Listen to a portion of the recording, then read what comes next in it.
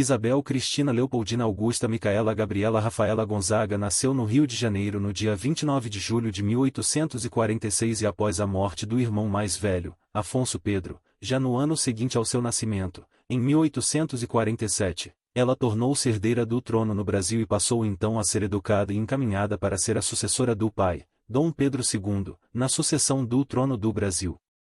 A princesa nasceu em um ano bastante conturbado no Brasil, pois em 1845 a Inglaterra havia decretado a Lei Bill-a-Birden, forçando o Brasil a tomar medidas mais drásticas e efetivas contra o tráfico de escravos no Brasil. A pressão dos ingleses redundaria na Lei Eusébio de Queiroz que em 1850 enfrentou a questão do tráfico de escravos, tornando-o ilegal. A princesa Isabel cresceu, portanto, no momento em que a questão da abolição da escravidão era a mais importante a ser enfrentada no país. A monarquia brasileira era anti-escravista e apoiava iniciativas abolicionistas, no entanto, as câmaras estavam quase que inteiramente tomadas por grupos escravistas, o que dificultava ou impossibilitava o andamento de qualquer iniciativa contrária aos interesses dos proprietários de escravos.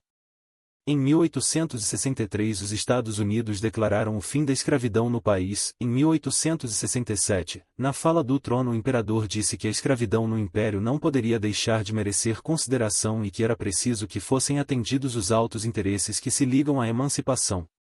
No dia 15 de outubro de 1864, então com 18 anos, a princesa Isabel se casou com o príncipe francês Gastão de Orleans, o Conde d'Eu.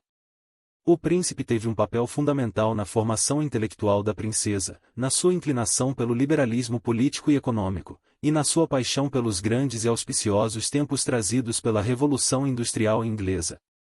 A princesa Isabel assumiu o trono do Brasil como regente por 3 vezes, em 1871, em 1876 e a última entre os anos de 1887 a 1889, período em que o imperador encontrava-se bastante doente.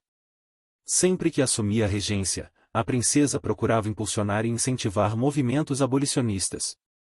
Foi na sua primeira regência, em 1871, que se aprovou a Lei do Ventre Livre e foi em sua terceira regência, em 1888, que se aprovou a Lei Áurea, que acabou definitivamente com a escravidão no Brasil. A princesa Isabel era uma grande entusiasta do imenso movimento abolicionista que tomou conta do Brasil, que reunia nomes tais como os de Rui Barbosa, Joaquim Nabuco, André Rebouças, Luiz Gama, José do Patrocínio, entre tantos outros. Por conta do início do seu iminente reinado, o terceiro reinado do Brasil, quando a princesa Isabel se tornaria rainha do Brasil, a elite escravista, que acabará de sofrer um imenso golpe com o fim da escravidão no Brasil, articulou um golpe de Estado que se consumou no dia 15 de novembro de 1889, quando se institui no Brasil a República. A princesa junto com toda a família real brasileira foi banida do Brasil por meio do Decreto número 78, de 21 de dezembro de 1889 e se exilou na Europa.